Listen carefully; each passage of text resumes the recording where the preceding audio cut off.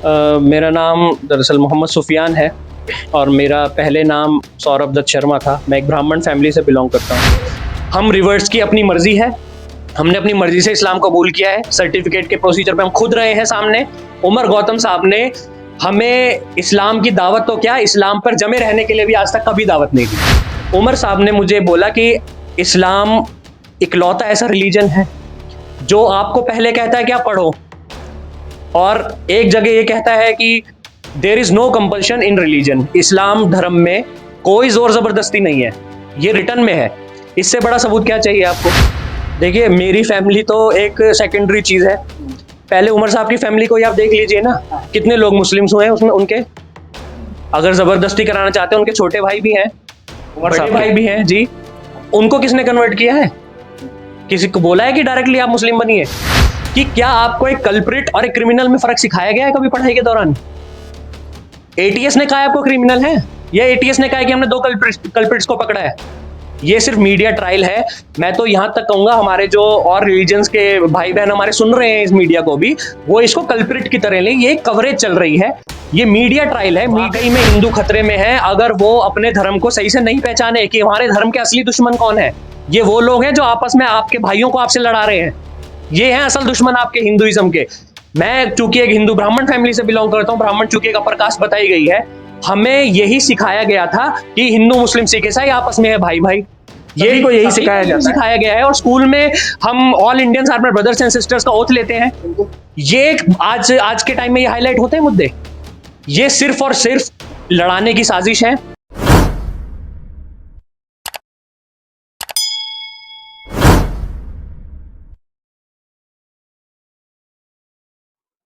उमर गौतम और जहांगीर धर्म परिवर्तन मामले में रोज नई नई कड़ियां सामने आ रही हैं और रोज नए पन्ने इस पूरे केस के खुलते जा रहे हैं।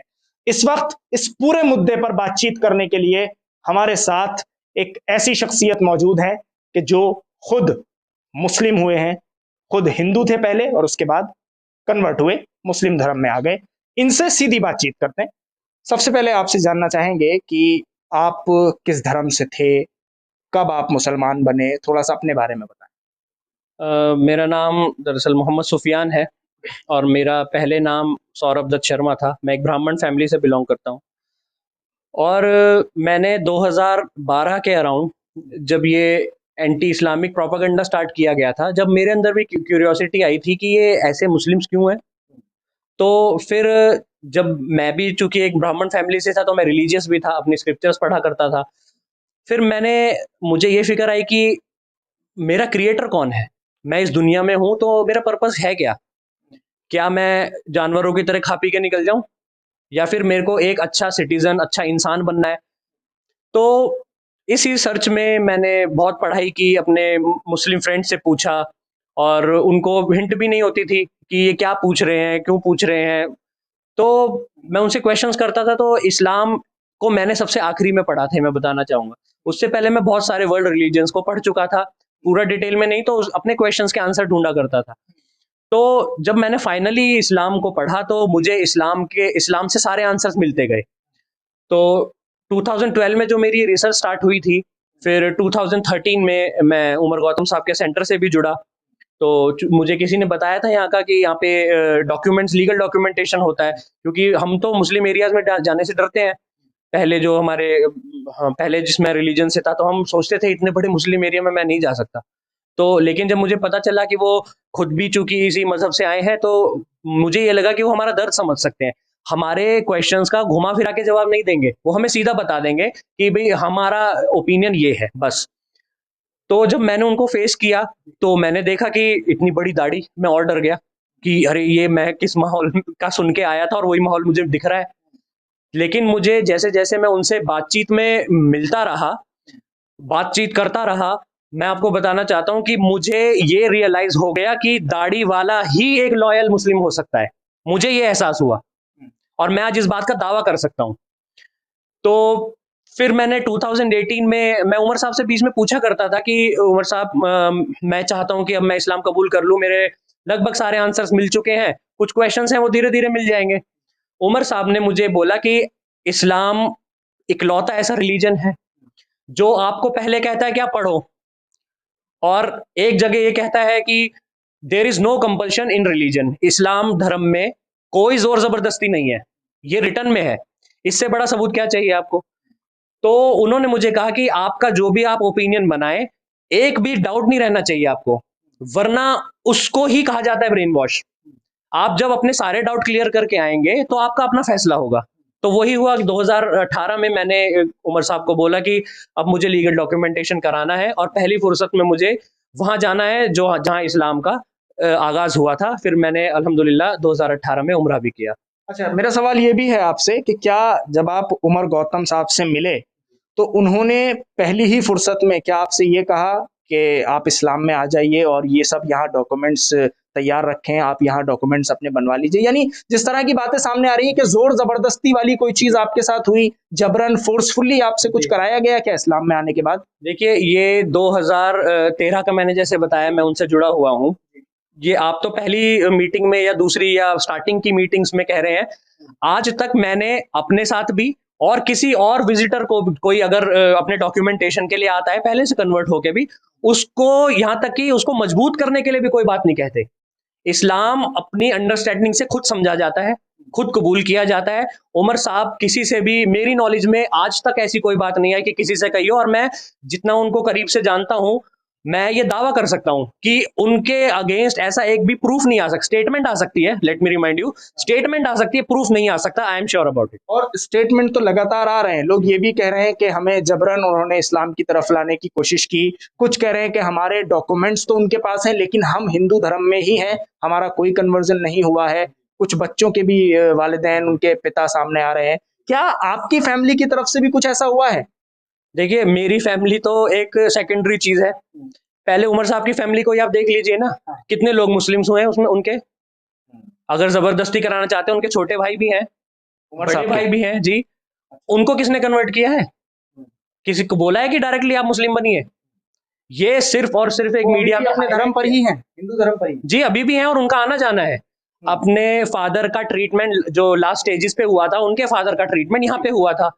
मैंने एक जगह स्टेटमेंट सुनी है उनके ब्रदर की कि हम उनको बेदखल कर दिया गया है। ये बेदखल 1984 की बात कह रहे होंगे, बिल्कुल कर दिया होगा, क्योंकि इस्लाम इतनी जल्दी ऐसा हम तो एक्सेप्ट कर रहे हैं, लेकिन हमारी फैमिली क्यों करे? उनको थोड़ी कुछ पता है इस्लाम के बारे में। लेकिन ये कौन बताएगा? उन्हीं के भाई बताएंगे ना ये भी कि फादर का लास्ट स्टेजेस का इलाज यहाँ पे हुआ है उनके घर में। उनको किसने दावत दी? ये सब बेबुनियाद बातें हैं। मैं दोबारा अपनी बात रिपीट करता हूं कि ऐसा स्टेटमेंट तो आती रहेंगी, लेकिन ऐसा साबित नहीं हो सकता। और दूसरी बात, आपने जो मेरी फैमिली की पूछी है, फैमिली की बात यह है कि मेरी फैमिली उमर गौतम साहब से मिल चुकी है। और अक्सर ऐसा होता है कि जैसे मैंने आपको अभी स्टार्टिंग में बताया भी कि मैं बोला करता था कि मुझे कबूल करना है इस्लाम, कबूल करना है इस्लाम, तो वो फोर्स तो करते हैं, लेकिन किस चीज के लिए? कि आप जल्दबाजी मत कीजिए। आपको फोर्सफुली रोकते हैं कोई भी जल्दबाजी में फैसला लेने से। समझदारी से फैसला लीजिए और आप एक समझदार इंसान के तरीके से करिए, ताकि लोगों को कल ये ना बोल सके कोई भी कि ये तो ब्रेन वॉश किया हुआ है। इसी तरीके से मेरी मदर भी उनसे मिल चुकी है। मेरी मदर ने, मैं आपको बताना चाहूंगा कि मेरे घर में ही मुलाकात हुई थी। अगर मेरे अगेंस्ट होती या उन्हें लगता कि गलत फैसला लिया है, तो पहली बात तो घर में एंट्री नहीं होती। ठीक है, क्योंकि उमर गौतम साहब तो अपने कुर्ते में आते हैं, किसी ये तो नहीं है, दाढ़ी बढ़ाना डेली का काम तो है नहीं। वो इसी दाढ़ी के साथ, इसी लिबास के साथ गए थे और मेरी मदर ने उनको चाय पानी पिलाया था और बैठ के ये कहा था कि ये इस्लाम कबूल कर लिया, ठीक है, लेकिन ये मतलब ठीक है, इसमें अच्छे चेंजेस आए हैं। यानी आपके इस्लाम कबूल करने के बाद उन्हें अच्छे चेंजेस नजर आए। मैंने एक दिन वालिदा को अपनी बैठ के बताया कि मम्मी, आप ये कहा करती थी कि बचपन से कि पैर धो के सोइयो, गंदी चादर मत करियो। मैं तो पूरी वजू करके सोता हूँ। आप मुझे बोलती थी नाखून क्यों बढ़ा रखे इतने इतने, मैं बोलता हूँ मैं हर फ्राइडे को नाखून काटता हूँ। ठीक है। और दूसरी बात मैं आपको ये बताना चाहता हूँ, मेरी मदर चूंकि एक ब्राह्मण है और प्रैक्टिसिंग ब्राह्मण है, चाइना तक वो पूजा पाठ करने जाती हैं, उनकी वजह से मैंने अपने घर में आज तक भी नॉनवेज नहीं बनवाया। ये हैरानी की बात। एक ईद का फेस्टिवल होता है जो मुस्लिम्स का, उसमें मैंने अपने ऑफिस वालों को भी, ऑफिस के जो कलीग्स हैं मेरे, उनको दावत दी मैंने। तो एक जैन मेंबर है, उनको जब वो हमारे घर पे आए, उनको ये पहले जब मैं इनवाइट कर रहा था तो उनको डर था कि ये मैं मुस्लिम के घर कैसे जाऊं। एक तो जैन तो बिल्कुल मतलब बिल्कुल नॉनवेज से परहेज, और ये तो नॉनवेज ही खाते होंगे। तो मैंने उस फेस्टिवल पे, जिस फेस्टिवल पे वो आए थे, अपने किसी भी खाने में अनियन तक नहीं डाली थी, सिर्फ इसलिए, नॉनवेज खाने से मुसलमान नहीं होता। और मेरी मदर ने भी उमर साहब से जब मुलाकात हुई थी तो यही बोला था कि इसके लिए एक रिवर्ड लड़की ही ढूंढ देना। अच्छा, चलिए अब एक और मुद्दे पर आ रहा हूं। जब यूपी एटीएस ने उमर गौतम साहब को गिरफ्तार किया है और उनको उठाकर लेकर गए हैं, और अब उन पर ये एलिगेशंस लगाए जा रहे हैं लगातार कि जबरन धर्म परिवर्तन कराते थे, पैसा आता था बाहर से, आईएसआई को भी कनेक्ट कर दिया है, पाकिस्तान को भी जोड़ दिया है, ये तमाम चीजें जब उनके बारे में सुन रहे हैं आप, और अब उनको गिरफ्तार भी कर लिया गया, तो आप पर क्या गुजर रही है और अब उसके बाद क्या कहना चाहेंगे? देखिए, ये ऐसी बात है कि मुझे बैठे बैठे गुस्सा तो आता है, क्योंकि मैं इतना करीब से उमर साहब को जानता हूं कि मुझे कोई नींद में भी मुझे ये बोलेगा ना कि उमर साहब ने ऐसा किया है, मैं उसकी बात पे बिल्कुल यकीन नहीं करूंगा। क्यों? क्योंकि हमारे पास ऐसे सबूत है। आप एक बात बताइए, लीगल डॉक्यूमेंटेशन किसी को प्रोसेस पता है क्या? एटीएस को नहीं पता होगा, हालांकि एटीएस अपनी कार्रवाई कर रही है। देखो, उनके पास एक केस आया है, हम एटीएस के नेगेटिव पॉइंट क्यों दिखाएं किसी को? एटीएस अपनी कार्रवाई कर रही है, क्योंकि एक ये नेशनल मुद्दा बन गया है। एटीएस अपनी कार्रवाई कर रही है, हमें उनको नहीं छेड़ना। हमें ये देखना है कि कैसी कैसी स्टेटमेंट्स आ रही हैं। जो फंडिंग की बात है, फंडिंग की बात है, उमर साहब एक बहुत ही काइंड हार्टेड आदमी है। सोशल सर्विस ऐसी मैंने आज तक किसी इंसान को इतने खुले दिल से सोशल सर्विस करते हुए नहीं देखा। सोशल सर्विस के लिए पैसा आता होगा उनके पास, इस बात की साबित हो सकता है, लेकिन ये कभी साबित नहीं हो सकता कि किसी एक रिवर्ट को उन्होंने एक पैसा भी दिया हो। मैं आईएसआई से जो लिंक है उसके बारे में क्या कह रहे हैं? देखिए, आप मानते हो सकते हैं? मैं आपको बता रहा हूं कि उमर साहब किसी के दबाव में भी ये स्टेटमेंट नहीं दे सकते। क्यों? क्योंकि उनके पास कभी उन्होंने पाकिस्तान विजिट नहीं किया है। आईएसआई की फंडिंग कहां से आएगी? देखिए, मैंने जहां तक एक कवरेज में सुना था कि एटीएस के पास सारी कॉल रिकॉर्ड्स हैं, एटीएस के पास सारी बैंक अकाउंट डिटेल्स हैं, जिस डेट में ट्रांसफर हुआ है फंड, उस डेट की कॉल डिटेल्स भी तो होंगी कि कौन सी इंटरनेशनल कॉल आई है। अब हर कंट्री में एम्बेसी है इंडिया की, वहां क्यों नहीं बात करते हैं? उनको बोले कि आपकी कंट्री से ये हमारे पास यहाँ पे फंडिंग हो रही है, गलत फंडिंग हो रही है, और ये धार्मिक हिंसा भड़का सकती है, ऐसी ऐसी फंडिंग, आप उनसे सबूत लीजिए ना। आपकी एम्बेसी क्या कर रही है? सिर्फ सैलरी लेने के लिए तो नहीं है। अच्छा, आपको क्या लगता है जिस तरह से मीडिया पे लगातार उमर गौतम को लेकर जो स्टेटमेंट्स जारी किए जा रहे हैं, डिबेट हो रहे हैं, और उन पर लगातार एलिगेशंस मीडिया खुद अपने तौर पर भी लगा रहा है, एटीएस तो लगा ही रहा है, उसके अलावा मीडिया चैनल्स ये काम कर रहे हैं, तो आपको क्या लगता है कि ये किस हद तक सही साबित होने वाली हैं चीजें, या एक वक्त आएगा कि जब ये जाकर सब रद्द हो जाएंगी, खत्म हो जाएंगी? सर, देखिए, मैं तो मीडिया का बंदा हूं नहीं। मैं एक मास्टर्स इन बिजनेस एडमिनिस्ट्रेशन हूं मैं, और आप मीडिया के हैं, मैं आपसे भी सवाल करता हूं और तमाम मीडिया के भाइयों से, बहनों से मैं सवाल करता हूं कि क्या आपको एक कल्प्रिट और एक क्रिमिनल में फर्क सिखाया गया है कभी पढ़ाई के दौरान? एटीएस ने कहा है आपको क्रिमिनल है, या एटीएस ने कहा है कि हमने दो कल्प्रिट्स को पकड़ा है? ये सिर्फ मीडिया ट्रायल है।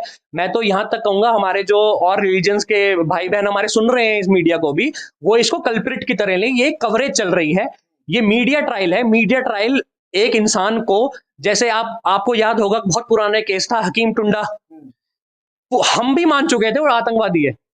हम, यानी कि हमसे कोई पूछता था, हम आतंकवादियों के ना हकीम टुंडा का नाम लिया करते थे। बाद में क्या हुआ? रिलीज हुए नहीं हुए बाइज्जत बरी। ये ऐसा ही है। मुझे उम्मीद है कि एटीएस तो अपना काम कर रही है, लेकिन मुझे पहली तो ये उम्मीद है कि ये जो अभी 7 दिन की रिमांड चल रही है, रिमांड खत्म होने तक ही एटीएस खुद फैसला सुना देगी। मुझे ये उम्मीद है कि इनके खिलाफ कोई सबूत नहीं पाए गए। दूसरी बात, फिर भी अगर मान लीजिए कोर्ट में मामला जाता है, तो मुझे ये उम्मीद है हमारे इंडिया के कॉन्स्टिट्यूशन से और इंडिया की जुडिशरी सिस्टम से, जैसा कि आप रिसेंटली इलाहाबाद हाई कोर्ट के स्टेटमेंट्स देख लीजिए, बहुत ही न्यूट्रल और बहुत ही अच्छे फैसले आए हैं, चाहे किसी मुस्लिम के अगेंस्ट भी आए हों।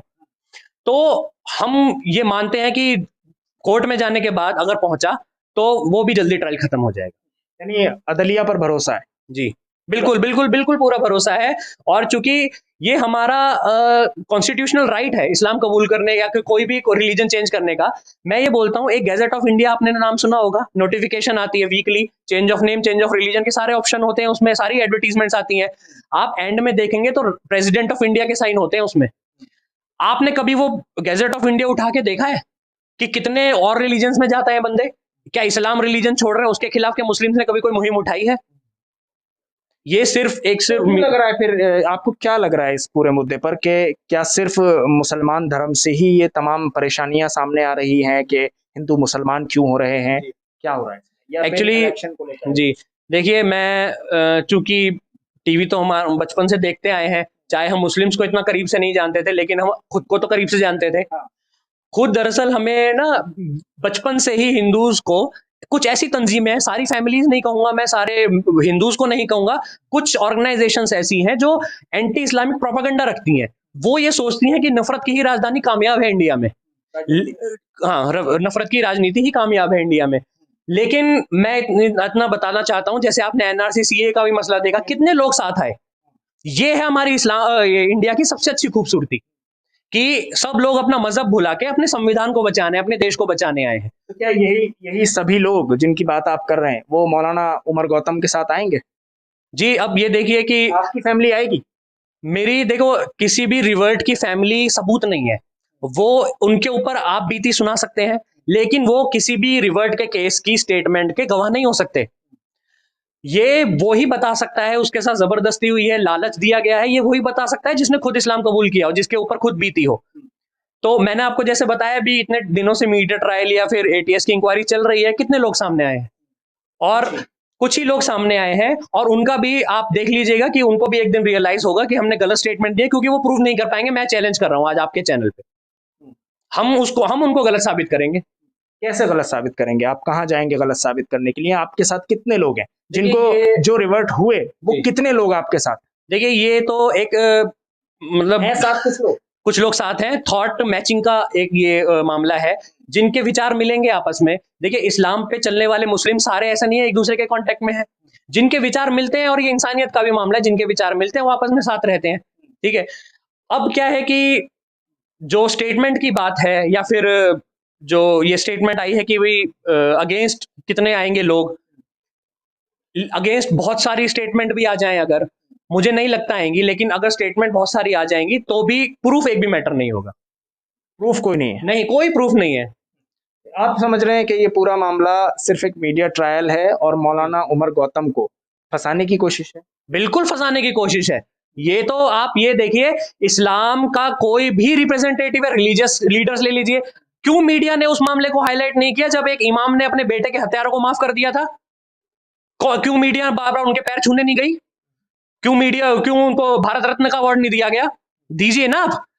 दरअसल ये उनका प्रोपेगेंडा है कि हमें ऐसे ही लोगों को पेश करना है जो गलत साबित होने के हमें एक दो लूज पॉइंट मिल सकते हैं, हालांकि आज तक किसी के लूज पॉइंट नहीं हाथ लगे।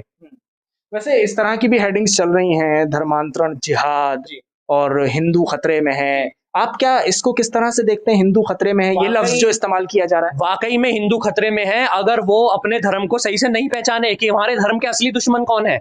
ये वो लोग हैं जो आपस में आपके भाइयों को आपसे लड़ा रहे हैं, ये हैं असल दुश्मन आपके हिंदुइज्म के। मैं चूंकि एक हिंदू ब्राह्मण फैमिली से बिलोंग करता हूँ, ब्राह्मण चूंकि एक अपर कास्ट बताई गई है, हमें यही सिखाया गया था कि हिंदू मुस्लिम सिख ईसाई आपस में है भाई भाई, यही को यही सिखाया जाता है। सिखाया गया है। और स्कूल में हम all Indians are my brothers and sisters का ओथ लेते हैं। ये आज के टाइम में ये हाईलाइट होते हैं मुद्दे, ये सिर्फ और सिर्फ लड़ाने की साजिश है कि ये लड़ाएं और हम जीतें, हम राज करें। लेकिन मैं आपको बताना चाहता हूं कि इंसान का काम देखा जाता है, काम इनफाइनाइट टाइम तक चल सकता है, लेकिन ये प्रोपेगेंडा ज्यादा दिनों तक नहीं चलता है। अच्छा, एक बात और आप हमें बताइए कि जो लीगल डॉक्यूमेंटेशन है इसका क्या प्रोसेस है, और ये जो तमाम दस्तावेज सामने लाए जा रहे हैं और उनको कहा जा रहा है कि एक से एक कड़ी खुलती जा रही है, पन्ने खुलते जा रहे हैं, और इस जिहाद की तमाम जो सफाइयां हैं वो सामने आ रही हैं और असलियत सामने आ रही है। देखिए, उमर साहब की जैसे आपने कई कवरेज में सुना होगा 25 साल से ये काम कर रहे हैं। कुछ कवरेजेस में सुना है आपने कि आईडीसी 2 साल से है, कुछ कहते हैं कि 10 साल से है, 2010 में इसको एस्टेब्लिश किया गया। देखिए कि इतने साल में क्या 3-4 पन्ने मिले हैं? ये बताइए आप सबसे पहले। दूसरी बात की जो लीगल डॉक्यूमेंटेशन की है वो ही अपने आप में एक सबूत है उमर साहब के बेकसूर होने का, और उनके साथ मुफ्ती जहांगीर आलम कासमी साहब के भी बेकसूर होने का। देखिए कि सबसे पहला जो स्टेप होता है किसी कोई भी, मैं आपको उससे पहले एक चीज बोलना चाहूंगा, वो बहुत ही अहम पॉइंट है, आप सब उस पर गौर भी करें कि आईडीसी एक ऐसी संस्था है जिसका काम आफ्टर कन्वर्जन स्टार्ट होता है। कन्वर्जन से आईडीसी का कोई लेना देना नहीं है। कन्वर्ट होकर आईडीसी में लोग आते हैं अपने डॉक्यूमेंटेशन के लिए, लीगल डॉक्यूमेंटेशन के लिए। एक्चुअली जब उमर साहब को जैसे सबको पता चल गया है कि वो 84 में खुद कन्वर्ट हुए थे, तो उनके भी ये बोला जाता था कि आप कहीं आतंकवादी तो नहीं बन जाएंगे या किसी गलत हाथ में तो नहीं चले जाएंगे। तो उन्होंने भी यही डिसाइड किया था कि सबसे पहले कोई भी जो कन्वर्ट होता हो, कोई भी रिलीजन अपनाता हो, सबसे पहले लीगल डॉक्यूमेंटेशन करके सरकार की नजरों में आना चाहिए। उमर साहब का ये थॉट था। ऐसा बंदा क्या कभी हमारे कंट्री की सुरक्षा के खिलाफ जा सकता है? दूसरी बात की जब पहला प्रोसीजर हो, जो पहला स्टेप है हमारे कन्वर्जन डॉक्यूमेंट के प्रोसीजर का, वो होता है नोटरी का एफिडेविट। नोटरी के एफिडेविट के लिए जो कन्वर्टेड शख्स है वो खुद जाता है नोटरी के पास, अपने आईडी प्रूफ दिखाता है, उनके नोटरी के रजिस्टर में साइन करता है और उस पर अंगूठा लगाता है। क्या कोर्ट में खड़े होके किसी को जोर जबरदस्ती की जा सकती है? गन पॉइंट पे हम ये कराते हैं क्या? लेकिन कहा तो यही जा रहा है। देखिए, कहने को मैं आपको बहुत बातें हैं कहने को, लेकिन मैंने आपको बार बार मैं ये रिपीट कर रहा हूँ, स्टेटमेंट बहुत आएंगी, प्रूफ कुछ भी नहीं होगा। अब जब नोटरी का एफिडेविट बन जाता है, उसके बाद मैजिस्ट्रेट से अटेस्ट होता है वो नोटरी का एफिडेविट। क्या उस टाइम मैजिस्ट्रेट, जैसा आप बता रहे हैं, हजार से ज्यादा केसेस हैं, 1000 केसेस में क्या मैजिस्ट्रेट को एक भी डाउट नहीं हुआ? मैजिस्ट्रेट भी शामिल है क्या? आप ये कहना चाहती है मीडिया? मैजिस्ट्रेट की भी स्टैंप लगी है। उनसे सवाल करना चाहिए था कि आप इस्लाम के बारे में कितना पढ़ा है। मुझे देखिए, क्या आपने मुझे आज जबरदस्ती कलमा पढ़ा दिया, बाहर निकल के मेरे पीछे पीछे लगे रहेंगे पूरी लाइफ? क्या यही काम है क्या? मेरे फैमिली है, मेरी मुस्लिम फैमिली में मेरी शादी हुई है, मेरे 2 बच्चे हैं। क्या लालच से बच्चे पैदा किए जाते हैं? आप बताइए। मैं जहां मैं जॉब करता हूं, वहां के लोगों से पूछताछ कीजिए आप, वो क्या कहते हैं। तो गैजेट एफिडेविट जब अटेस्ट हो जाता है मैजिस्ट्रेट से, उसके बाद जो मुफ्ती जहांगीर आलम कासमी साहब हैं, रजिस्टर्ड काजी हैं दिल्ली के, वो रजिस्टर्ड काजी, बाकायदा गवर्नमेंट की नजरों में वो एक काजी हैं। उनका तो काजी का काम क्या होता है? निकाह पढ़ाना लोगों का, लोगों को सर्टिफिकेट जारी करना, और यही काम करते आए हैं वो। तो जब वो अपना सर्टिफिकेट दे देते हैं, उसके बाद न्यूज़पेपर, एक नेशनल न्यूज़पेपर में ऐड जाती है। बिना नेशनल न्यूज़पेपर में ऐड दिए कोई अगले स्टेप पर जा ही नहीं सकता। नेशनल न्यूज़पेपर अगर आपके घर में नहीं पढ़ा जाता, तो इसमें क्या रिवर्ट का या आईडीसी का दोष है? आप बताइए। क्या सबको, या फिर ये गवर्नमेंट कानून बनाते हैं कि जितने भी नेशनल न्यूज़पेपर है हर एक के घर में पब्लिश होने चाहिए, हर एक के घर में देने चाहिए? जब न्यूज़पेपर में ऐड आ जाती है, उसके बाद गैजेट ऑफ इंडिया के लिए जो कन्वर्टेड शख्स है वो खुद जाता है डिपार्टमेंट ऑफ पब्लिकेशन में। वो एक ऐसा स्टेप है जो इंडिया का आखिरी डॉक्यूमेंट बोला जाता है उसको, गैजेट ऑफ इंडिया का। आपने कभी सुना होगा भारत का राजपत्र जिसे कहा जाता है। गैजेटेड हॉलीडेज होती हैं, यानी राजपत्रित अवकाश जिसको बोला जाता है। तो गैजेट ऑफ इंडिया एक फाइनल डॉक्यूमेंट है, वो प्रेसिडेंट से अटेस्ट करके आता है। अब जब वो प्रोसीजर के लिए जाते हैं, तो उसमें 2 गवाह की जरूरत होती है, 2 गवाह उनके साथ जाते हैं। और जिस रूम में ये क्लरिकल प्रोसीजर होता है गैजेट का, उसकी बकायदा सीडी बनती है, और उस रूम के अंदर गवाह साथ नहीं जाते, वो बंदा खुद जाता है। ये भी बोला जा सकता है जी आपके ऑफिस के नीचे 2 लोग खड़े हैं, मुझे जबरदस्ती लाए हैं, यहीं से अरेस्ट करा दो 100 नंबर पे डायल करके। किसने बोला आज तक? तो ये सिर्फ एक ऐसा नैरेटिव है जो फैलाया जा रहा है नफरत के लिए। मैं सबसे ये दरख्वास्त करता हूं आपके थ्रू कि अपनी मोहब्बत को ना भूलें। देखो, इंडिया एक ऐसी कंट्री रही है जो अपनी सेक्युलरिटी के लिए, अपने ब्रदरहुड के लिए दुनिया में जानी जाती है। तो मैं ये कहना चाहता हूं कि आप प्लीज अब इंडिया का पीस खोने मत दीजिए किसी के भी हाथों। अगर कोई ऐसा आपको दिखता है कि मुस्लिम नेम के साथ कोई इंडिया का पीस खो रहा है, उसको पकड़ लीजिए, ठीक है। लेकिन ब्रेन वॉश का असली मतलब ये है कि आप एक शख्स की वजह से पूरी कम्युनिटी को घेर रहे हैं, ये होता है ब्रेन वॉश। ब्रेन वॉश ये नहीं है कि आप, क्या कभी किसी ने मॉब लिंचिंग के केस में किसी को पकड़ा? एक कोई गलत काम करता है तो उसको लेके आ जाते हैं कि ये मुस्लिम सारे ऐसे होते हैं। फिर तो एपीजे अब्दुल कलाम की सारी रैंक्स और उनकी सारी पेंशन वगैरह सब रोकिए ना आप। तो मैं इतना ही कहना चाहूंगा कि ये हम रिवर्स की अपनी मर्जी है, हमने अपनी मर्जी से इस्लाम कबूल किया है। सर्टिफिकेट के प्रोसीजर पे हम खुद रहे हैं सामने। उमर गौतम साहब ने हमें इस्लाम की दावत तो क्या, इस्लाम पर जमे रहने के लिए भी आज तक कभी दावत नहीं दी है। आखिरी में अपना नाम अब जरूर बता दीजिएगा, जो शुरू में था और जो अब है। मेरा नाम मोहम्मद सुफियान है अल्हम्दुलिल्लाह, और मेरा पहले नाम सौरभ दत्त शर्मा था। बहुत बहुत शुक्रिया INN चैनल पर जुड़ने के लिए, हमसे बात करने के लिए। तो हमारे साथ मोहम्मद सुफियान इस वक्त मौजूद थे, जिन्होंने साफ तौर पर अपनी बात रखते हुए कहा है कि उमर गौतम हो या जहांगीर, इन दोनों को ही पूरे तौर पर फंसाने की कोशिश की जा रही है और ये केस सिर्फ एक मीडिया ट्रायल के तौर पर देखा जा रहा है और उसके बाद जब तक अदालत में पहुंचेगा तब तक इसकी कोई हकीकत बाकी नहीं रहेगी। और उमर गौतम भी, जहांगीर भी और उनके साथ जितने लोगों को फंसाया जा रहा है वो सभी अदालत से बाइज्जत बरी होकर आएंगे और ये पूरा एक मीडिया ट्रायल किया जा रहा है। INN चैनल के लिए दिल्ली से साहिल नकवी।